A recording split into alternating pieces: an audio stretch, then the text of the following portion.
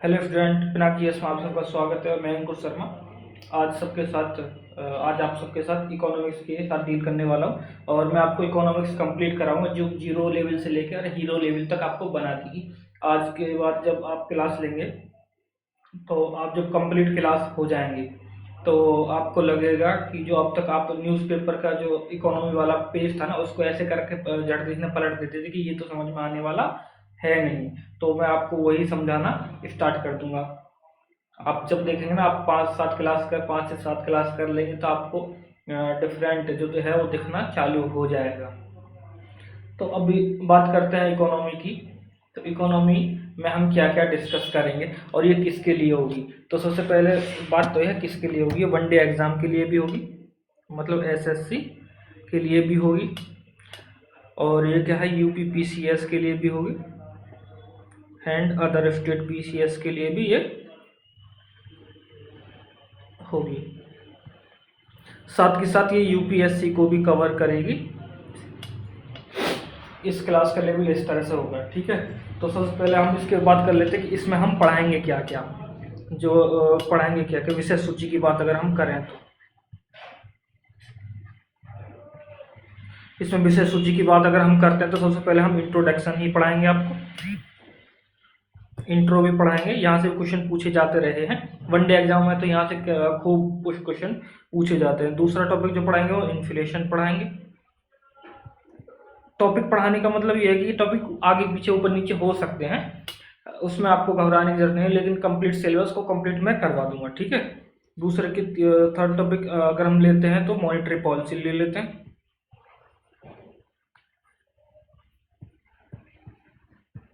Monetary policy की बात करेंगे। इसमें हम जो मॉनेटरी पॉलिसी टूल्स हैं, जो जी सैप है, ऑपरेशन ट्विस्ट है और लिक्विडिटी वगैरह, इस सब के बारे में बात करेंगे। एलटीआरओ के बारे में बात करेंगे, एमसीएलआर के बारे में बात करेंगे, प्राइम लैंडिंग रेट के बात करेंगे और क्या कि बेस रेट के बारे में बात करेंगे। ये सब टॉपिक की बात करेंगे। और एक और टॉपिक लगा लेंगे हम इसके साथ साथ,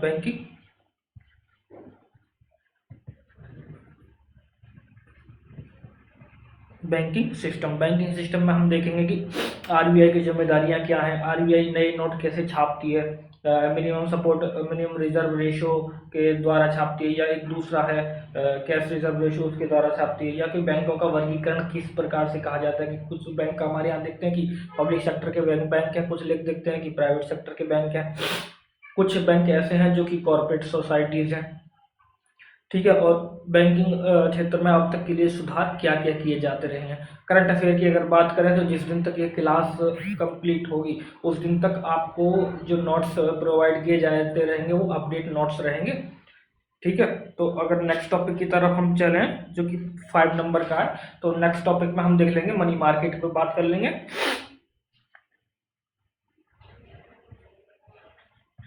मार्केट में कौन सी बात करेंगे, मनी मार्केट की बात कर लेंगे और कैपिटल मार्केट की बात कर लेंगे।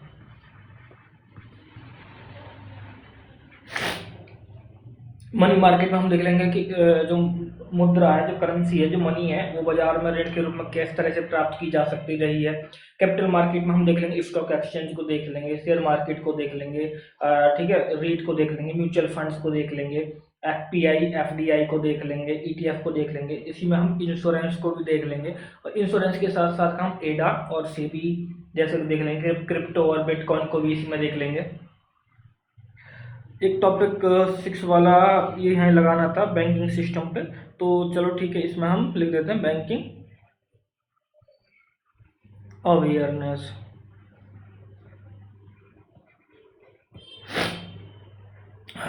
बैंकिंग अवेयरनेस की बात कर लेंगे, जो कि जो स्टूडेंट बैंकिंग सेक्टर की भी तैयारी करते हैं, एसएससी की तैयारी करते हैं, उनके लिए यहाँ से क्वेश्चन कई बार पूछे जाते रहे। तो खूब भर भर के क्वेश्चन यहाँ से पूछा जाता रहा है कि एटीएम्स कितने प्रकार के होते हैं, या चेक कितने प्रकार के होते हैं, हुंडी क्या होती है, ये सब चीज़ें हम एक 1 बाई 1 करके देखते रहेंगे, ठीक है। उसके बाद ये हर एक स्टूडेंट को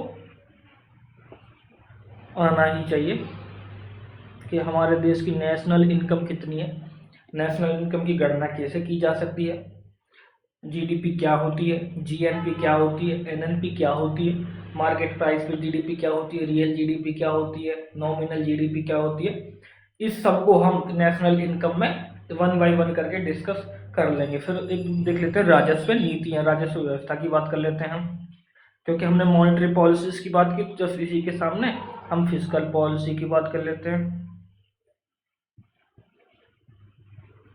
फिस्कल पॉलिसी मतलब राजकोषीय व्यवस्था, इसमें हम देख लेंगे एफआरबीएम कानून क्या है, राजकोषीय सक्रियतावाद एक्टिविज्म क्या होता है, और बजट बोरिंग क्या होती है, बजट कैसे होता है, रेल बजट कैसे है, कैसे बनाया जाता है, ठीक है, राजस्व और पूंजी व्यय क्या होता है, मतलब कि रेवेन्यू एंड कैपिटल एक्सपेंडिचर कितना होता है, रेवेन्यू एंड एक्सपेंडिचर रिसिप्ट कितनी होती हैं, कैसे बनती हैं, ठीक है। उसके बाद हम 9th नंबर के टॉपिक पर अगर बात करें तो टैक्सेशन को देख लेंगे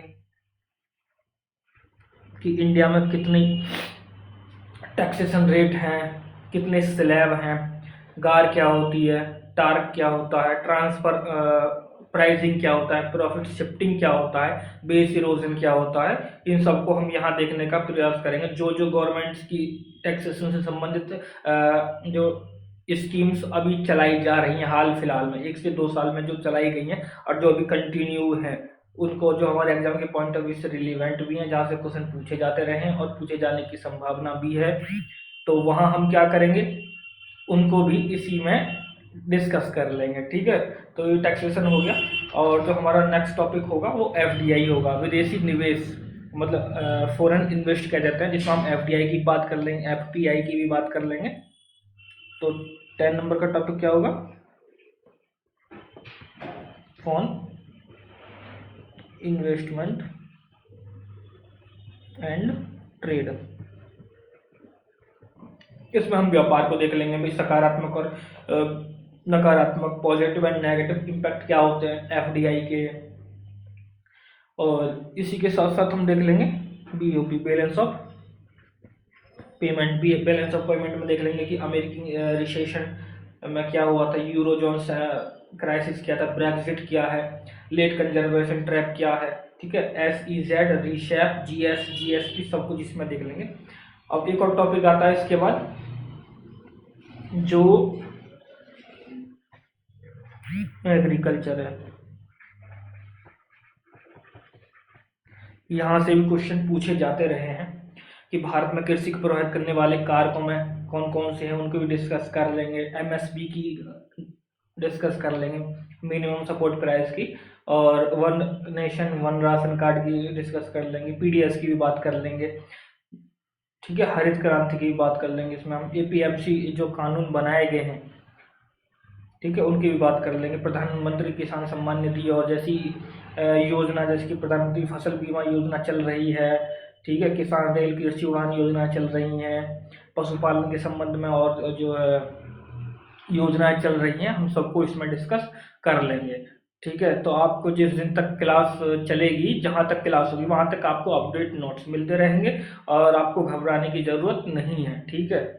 सोर्स को अगर मेरे से कोई पूछे सोर्स, तो आपको सोर्स में कुछ नहीं करना, बस आपको एक नेशनल जो न्यूज़पेपर है उसी को फॉलो करते रहना है। बाकी जो मैं पढ़ा रहा हूँ ये काफ़ी सफिशिएंट रहेगा आपके लिए। अगर इसके भी बाद अगर आप कुछ लेना चाहें तो वो मैं आपको बता दूंगा। पहले क्लास को स्टार्ट करिएगा पढ़ना आराम से, उसके बाद हम एक अच्छे से डिस्कस कर लें, क्योंकि अभी से ही मैं आपको 4 किताबें बता दूं और फिर एक अपना मैं नोट्स की पांडुलिपि लिखवा दूं, आपको पांडुलिपि दे दूं, तो उसमें वो इतना बेनिफिशियल नहीं रहेगा मेरे अकॉर्डिंग। अगर इतने के बाद भी अगर आप कहेंगे कि नहीं सर आप कुछ बुक बता दीजिए, कुछ अलग से सपोर्टिव मटेरियल बता दीजिए, तो मैं आपको बता दूंगा, आप चिंता ना करिएगा उसके लिए, ठीक है। एग्रीकल्चर तक बात होगी, तो एग्रीकल्चर भाई, एग्रीकल्चर में जब सब बन जाएगा प्रोडक्ट, तो उसको प्रोसेसिंग करने के लिए कुछ चाहिएगा, तो इसके बाद हम वो बात कर लेंगे इंडस्ट्री की। इंडस्ट्री की बात कर लेंगे हम। इतना हो जाने के बाद कुछ हमारे ऑर्गेनाइजेशन मतलब अच्छा, इंडस्ट्री में किसकी, इंडस्ट्री में हम डिस्कस कर लेंगे निवेश मॉडल की कर लेंगे, जो व्यापार सुगमता रिपोर्ट है उसकी कर लेंगे, आत्मनिर्भर भारत अभियान की भी बात कर लेंगे, ठीक है, low income countries, high income countries, Maharatna, Navratna, mini Ratna companies के बारे में बात कर लेंगे। कितनी हमारे यहाँ महारत्न कंपनियां हैं, उनके क्या क्या मापदंड होते हैं। किसी कंपनी को महारत्न कंपनी बनने के लिए क्या क्या मापदंड होंगे, किसी कंपनी को नवरत्न बनने के लिए का स्टेटस प्राप्त करने के लिए कौन कौन से मानक होंगे, उनके बारे में हम बात कर लेंगे। और जो कौन सी कंपनियां मिनी रत्न कंपनियां कही जाएंगी अगर वो इन जो एक विशेष मानदंड है उनको पूरा कर लेती है, और इनकी अवधारणा कौन से वर्ष आई थी और क्यों लाई गई थी, इस पे बारे में हम अच्छे से डिस्कस करेंगे। भारत में इंडस्ट्रियल डेवलपमेंट कैसे हुआ, भारत में औद्योगिक विकास कैसे हुआ, भारत में प्लानिंग कैसे हुआ, और उससे संबंधित इश्यूज जो अभी तक रहे हैं उन इश्यूज के बारे में भी हम डिस्कस कर लेंगे। इतना सब करने के बाद एक और टॉपिक अगर हम बात करें 14th नंबर का, तो उसमें हम देख लेंगे जो है संगठन बात कर लेंगे, ऑर्गेनाइजेशन की बात कर लेंगे। ऑर्गेनाइजेशन में मतलब IMF देख लेंगे, WTO देख लेंगे, ठीक है, ट्रिप्स देख लेंगे, ये सब जो रहे हैं इसमें देख लेंगे। बाकी एक विभेद ले लेते हैं।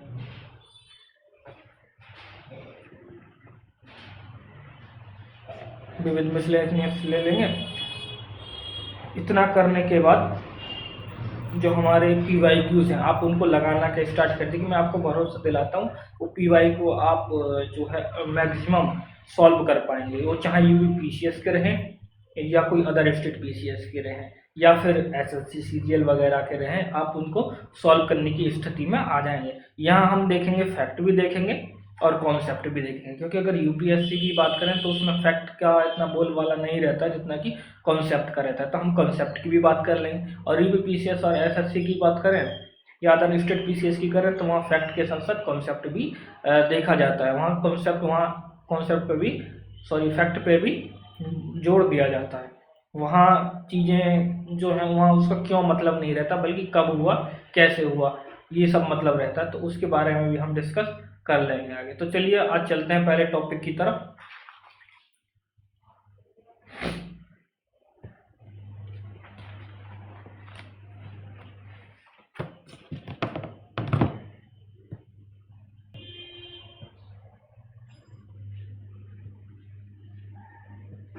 तो ठीक है, चलते हैं पहले टॉपिक की तरफ।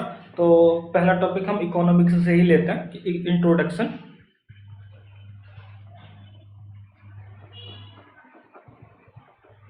इंट्रोडक्शन लेते हैं पहली बार। हम देखते हैं इकोनॉमिक्स पढ़ते हैं हम या इकोनॉमी पढ़ते हैं। इकोनॉमिक्स और इकोनॉमी के बारे में हम बात कर लेते हैं। इकोनॉमिक्स जो है एक ग्रीक वर्ड है, उस वर्ड का नाम है ओकोनोमिया।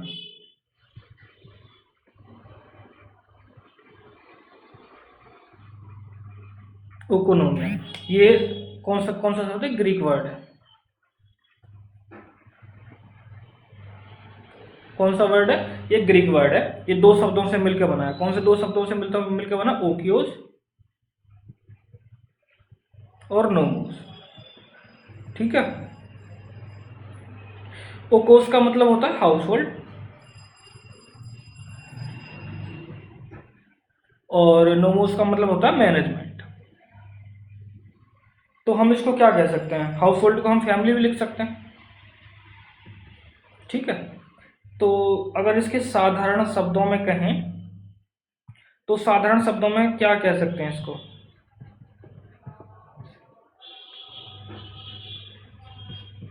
अगर इसको साधारण अर्थों में कहना पड़े तो मैं कह सकते हैं कि यह एक परिवार के प्रबंधन की दशा है, या मतलब गृह प्रबंधन की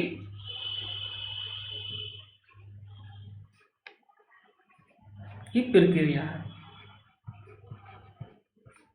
ये तो उसके हो गए साधारण अर्थ। अगर इसके परिभाषा की बात करें, अगर इसके परिभाषा की तरफ चले जाएं तो उसके परिभाषा की बात करें तो ये कही जाएगी अर्थशास्त्र एक विषय है जो गुड्स एंड सर्विस के उत्पादन, वितरण और उपभोग की प्रक्रिया का अध्ययन करता है। क्या करता है, अगर इसकी डेफिनेशन की बात करें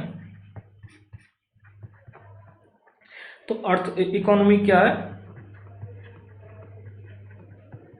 अर्थशास्त्र की बात करें हम, अर्थशास्त्र है क्या? अर्थशास्त्र एक सब्जेक्ट है जो क्या करता है, गुड्स के एंड सर्विसेज के उत्पादन की, वितरण की और उपभोग की, इनकी प्रक्रिया का अध्ययन करता है।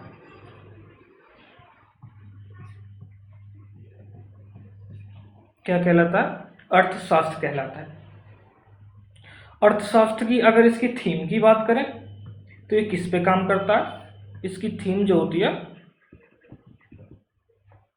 वो इकोनॉमी, मतलब कि अर्थव्यवस्था।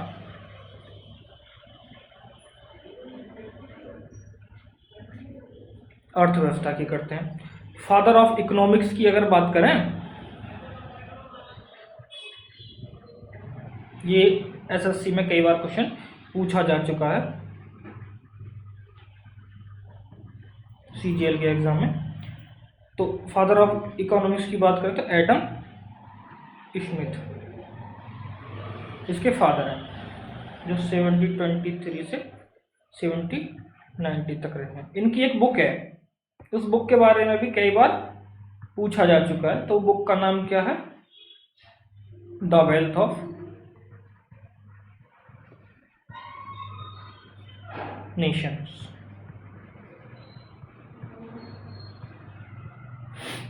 जो ये फैक्ट है ना, ये यूपीपीसीएस के लिए और एसएससी के लिए बहुत ज़्यादा इंपॉर्टेंट है। द वेल्थ ऑफ नेशंस को यूपीएससी हो सकता है कि ना पूछे, और अब उसने अभी तक जहाँ तक मुझे पता है उसने पूछा भी नहीं है, और आगे भी संभावना है को पूछेगा भी नहीं ऐसी चीज़ों को। लेकिन यूपीपीसीएस और एसएससी सीजीएल के ये फेवरेट क्वेश्चन होते हैं कि इकोनॉमिक्स के फादर कौन है, ठीक है, the wealth of Nations book किस राइटर ने लिखी है, ठीक है। ये सब यूपीपीसीएस और एसएससी सीजीएल वगैरह के लिए बहुत ही फेवरेट क्वेश्चन हो जाता है, ठीक है। अब बात करते हैं इकोनॉमिक्स की। इकोनॉमिक्स दो तरह से होती है।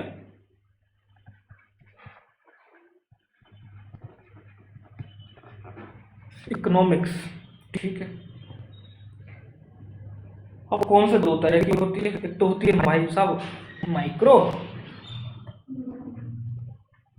इकोनॉमिक्स, एक होती है मैक्रो। अब सवाल आता है कि सर हमारे समझ में माइक्रो मैक्रो नहीं आ रहा, तो बोले कि भाई साहब समझने की इसको जरूरत आपको पड़ेगी, लेकिन ये विभाजन किसने दिया? सबसे पहले ये समझ लेते हैं। यह विभाजन सबसे पहले किसने दिया? रैगनर फ्रिश के द्वारा दिया गया था। ये भी कई बार क्वेश्चन पूछा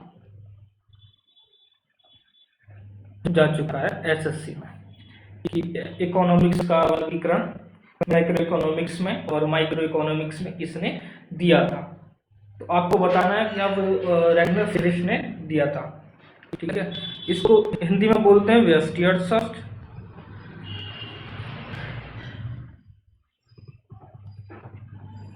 और इसको बोलते हैं समष्टि।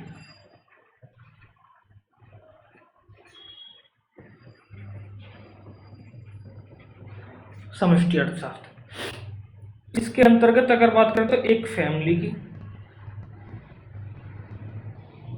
इंडस्ट्रियल यूनिट की,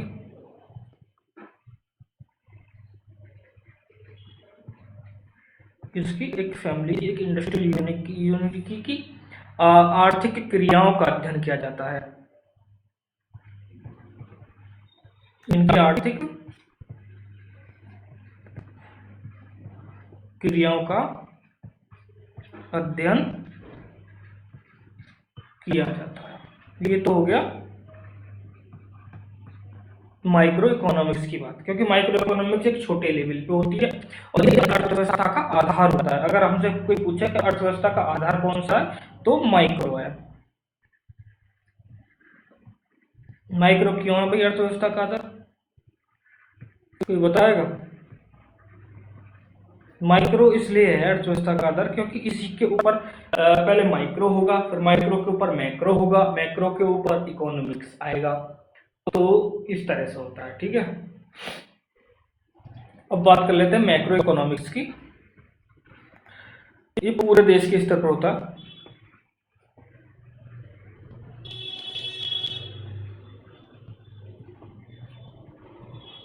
पूरे देश के स्तर पर होता है, जिसमें इकोनॉमिक ग्रोथ की बात कर लेते हैं हम। इकोनॉमिक ग्रोथ को ध्यान में रखते हैं, इकोनॉमिक डेवलपमेंट को ध्यान में रखते हैं,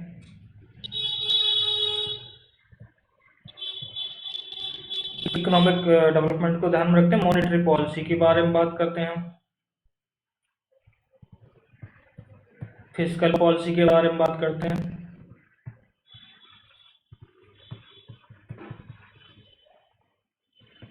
इन्फ्लेशन की बात करते हैं, नेशनल इनकम की बात करते हैं। ये कई बार पूछा जा चुका है कि इकोनॉमिक ग्रोथ किसके अंतर्गत आएगा, मैक्रो इकोनॉमिक्स के अंतर्गत आएगा या फिर माइक्रो इकोनॉमिक्स के अंतर्गत आएगा। इन्फ्लेशन का भी पूछा जा चुका है एसएससी में कि इन्फ्लेशन जो है या फिस्कल पॉलिसी है वो किसके अंतर्गत आते हैं, व्यष्टि अर्थशास्त्र या फिर समष्टि अर्थशास्त्र, मतलब मैक्रो इकोनॉमिक्स के या फिर माइक्रो इकोनॉमिक्स के। तो इन सब का अध्ययन किया जाता है किसके अंतर्गत, मैक्रो इकोनॉमिक्स के अंतर्गत। और माइक्रो इकोनॉमिक्स के अंतर्गत फैमिली इंडस्ट्रियल यूनिट मतलब कि छोटे लेवल की बात अगर हम करते हैं, जो कि माइक्रो शब्द का अर्थ जो है होता है सूक्ष्म छोटा, व्यष्टि अर्थशास्त्र अर्थव्यवस्था के उस छोटे हिस्से का अध्ययन करता है जिससे अर्थव्यवस्था का निर्माण होता है, ठीक है। जबकि समष्टि अर्थशास्त्र का अर्थ क्या होता है, बड़ा या व्यापक होता है। समष्टि अर्थशास्त्र अर्थव्यवस्था के व्यापक हिस्सों का अध्ययन करता है, जैसे कि पूरे देश के स्तर पर आर्थिक क्रियाओं का अध्ययन करता है। जैसे कि इकोनॉमिक ग्रोथ की बात कर रहे थे हम, इकोनॉमिक डेवलपमेंट की बात कर रहे थे, मॉनेटरी पॉलिसी की बात कर रहे थे, फिस्कल पॉलिसी की बात कर रहे थे, नेशनल इनकम जैसे बड़े बड़े पहलुओं का ये बात करता है। अगर इसको हम फ्लो चार्ट के द्वारा मतलब एक वेन डायग्राम के द्वारा समझें, तो वेन डायग्राम के द्वारा अगर इसको समझना है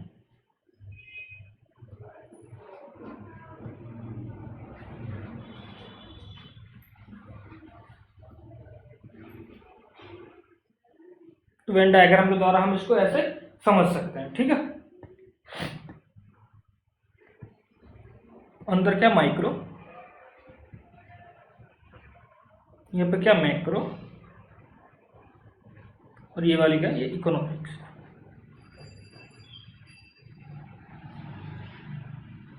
इस तरह से समझ सकते हैं, ठीक है। 1 नंबर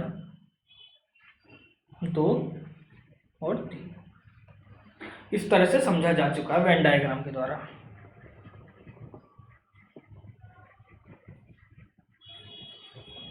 वेन डायग्राम के द्वारा इस प्रकार से समझा जा सकता है। अब कुछ बुक्स हैं जो कि एग्जाम के पॉइंट ऑफ व्यू से एसएससी के लिए या फिर अभी आरओ एग्जाम आपके लिए आ रहा है, तो उनमें जो बुक है वो इम्पोर्टेंट रहेंगी। क्योंकि वन डे एग्जाम में क्या है कि बुक का नाम पूछ लिया जाता है, एक बुक का नाम दे दिया जाएगा, 4 राइटर दे दिए जाएंगे। अब पूछ लिया जाएगा कि चारों में से कौन सा सही है, या एक राइटर का नाम दे दिया जाएगा, 4 बुक का नाम दे दिया जाएगा, उसमें से पूछ लिया जाएगा कौन सा बुक किस राइटर ने लिखा है। तो उसके लिए हम थोड़ी जो इम्पोर्टेंट बुक हैं 4 5 6 7 जो भी हैं वो रहेंगे। बाकी जो बुक अगर इम्पोर्टेंट मुझे लगेंगी तो वो हमारे टेलीग्राम चैनल है, आप टेलीग्राम पे सर्च कर लीजिएगा पिनाक जीएस आप सर्च कर लीजिएगा टेलीग्राम पे, तो वहाँ आपको चीज़ें मिल जाएंगी, ठीक है। तो बुक्स की बात कर रहे थे हम, तो पहले नंबर की बुक्स क्या है, the principle of economics,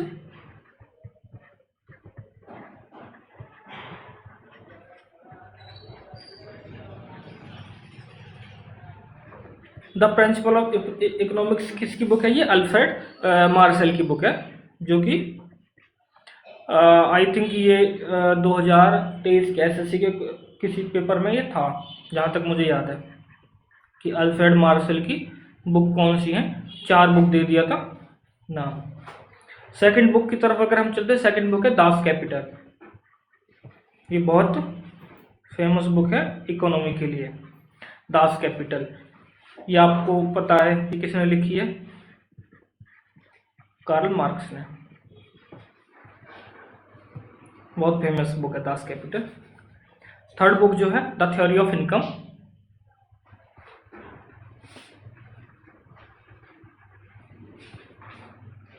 the theory of income, employment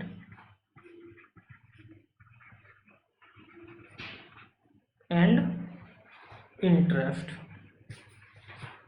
ये किसकी बुक है? ये बुक है जेएम कीन्स की। किसकी बुक है? जेएम कीन्स की बुक है। और चौथी बुक क्या है? The wealth of Nations. ये मैं पहले भी बता ही चुका हूं आपको, फिर भी ये भी पूछा जा चुका क्वेश्चन है। आप एक काम करिएगा, इसके साथ साथ जो मैं आपको पढ़ा रहा हूँ ना, जो टॉपिक, आप इसके साथ साथ PYQ को सॉल्व करते रहिएगा और देखते रहिएगा कि जो मैं क्या पढ़ा रहा हूँ वो आपके एग्जाम के पॉइंट ऑफ व्यू से रिलेवेंट है। अगर रिलेवेंट है तो देखना फिर कि आप कितने क्वेश्चन तक बता रहे हैं, और कमेंट में आपको मुझे बताइएगा कि आप कितने % क्वेश्चन तक का सॉल्व कर ले जा रहे हैं इन नोट्स के द्वारा।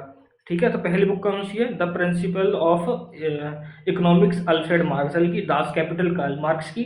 The theory of income, employment and interest किसके? जेएम कीन्स की। The wealth of Nations, Adam Smith की। ये मुझे 4-5 बुक इंपॉर्टेंट लग रही थी। बाकी बुक लिखवाने को तो इकोनॉमिक्स की बुक अगर लिखवाने लगूं तो बुक बहुत ज़्यादा हो जाएंगी, तो फिर मैं कह रहा था कि आज यहीं तक रहने देते हैं, और जो भी आगे बात होगी हम कल की क्लास में डिस्कस करेंगे। कल की क्लास में हम मेनली इन्फ्लेशन को और इकोनॉमिक डेवलपमेंट को, इंक्लूसिव डेवलपमेंट वगैरह, इकोनॉमिक ग्रोथ एंड डेवलपमेंट के बारे में हम चर्चा करें। तो ठीक है, आज के लिए इतना ही रहने देते हैं। आगे दीजिए, तब तक के लिए सुरक्षित रहिएगा, पढ़ते रहिएगा, और चैनल को सब्सक्राइब करना नहीं भूलिएगा। लाइक कीजिएगा, कमेंट कीजिएगा, और ज़्यादा से ज़्यादा अपने दोस्तों के साथ शेयर कीजिएगा। जय हिंद।